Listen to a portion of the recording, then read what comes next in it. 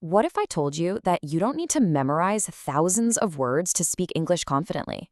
What if the real secret to fluency was actually using fewer words, not more? Let's dive into this surprising idea together. Okay, first, let's just get this out of the way. The English language has over 170,000 words, and when you see a number that huge, it's totally normal to feel overwhelmed. I mean, it seems impossible, right? But here's the good news. You don't need them. Not even close. And this brings us right to what I call the 170,000 word problem. It's this massive mountain that just seems way too high to climb for so many English learners. But what if we've been looking at this mountain all along? This right here, this gets to the very heart of it. Most of us think the problem is, I just don't know enough words. But what if the real problem has absolutely nothing to do with your vocabulary? What if it's your method that's been holding you back this whole time? Just think about your own native language for a second. Do you use every single word in the dictionary? Of course not. The reality is, the vast majority of our everyday chats are built from a surprisingly small set of common words that we just use over and over again. So if the problem isn't a lack of words, then what is the solution? Well, this is where things get really interesting. It all comes down to a powerful little secret, the 5-to-1 word method. This is where everything is about to change for you. Yep, that's the number, not 170,000, not even 2,000, just 521. This is the totally manageable, powerful core vocabulary you need to handle most of your daily conversations. All of a sudden, that unclimbable mountain is starting to look more like a friendly hill. So what exactly are these 521 words? Well, they're what experts call high-frequency words. But don't let the fancy name fool you. These aren't complicated academic terms. They're the simple, powerful building blocks of everyday speech. Words like I, go, you, and home. The stuff you hear and use all the time. And these words are probably simpler than you think. We're talking about the absolute fundamentals of a conversation. Pronouns for people, verbs for actions, adjectives for feelings, and nouns for everyday things. I bet you know most of these already. But the real power here is psychological. Think about it. When you try to recall some big, complicated word, your brain kind of freezes, right? You pause, you feel that fear creep in. But when you limit yourself to a small, familiar list, your brain feels safe. It's like it says, oh, I know these words. I can do this. And that feeling of safety is what pushes the fear away and lets your confidence finally start to grow. But look, just knowing the words is only half the battle. The real magic happens when you know how to use them. And that brings us to the next key piece of the puzzle, unlocking your speech with simple, repeatable patterns. I absolutely love this analogy. It's just perfect. You can have thousands of cars, or in this case, words, but if you don't have any roads or sentence patterns, those cars are just sitting there, not going anywhere.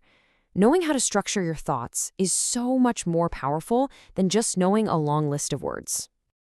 And here are your roads. These 5 simple patterns are like your personal superhighways to communication. Just think about it. With your 521 words and these patterns, you can create hundreds, even thousands of meaningful sentences. I want to eat. I need to go. I am going to work. It's so simple, so powerful, and believe me, it is incredibly effective. And the reason this works so well is that our brains are basically hardwired for patterns. They love them.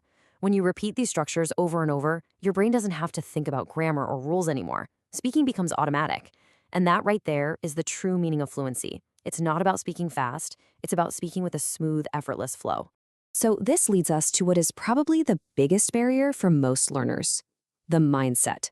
We absolutely have to shift our goal away from trying to be perfect and toward building confidence.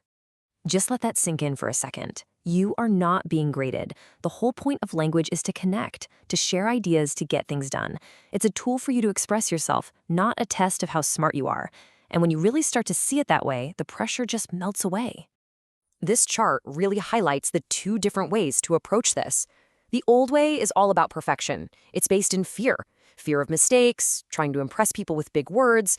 The new way is focused on fluency. It's about learning from your mistakes, using simple words, and shifting your goal from impressing others to simply expressing yourself.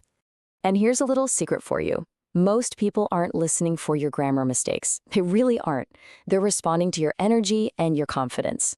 When you speak clearly and without fear, even with simple words and imperfect grammar, people will understand you. They'll respect you for trying. And that, my friends, is a successful conversation. Okay, so we have the words and we have the right mindset.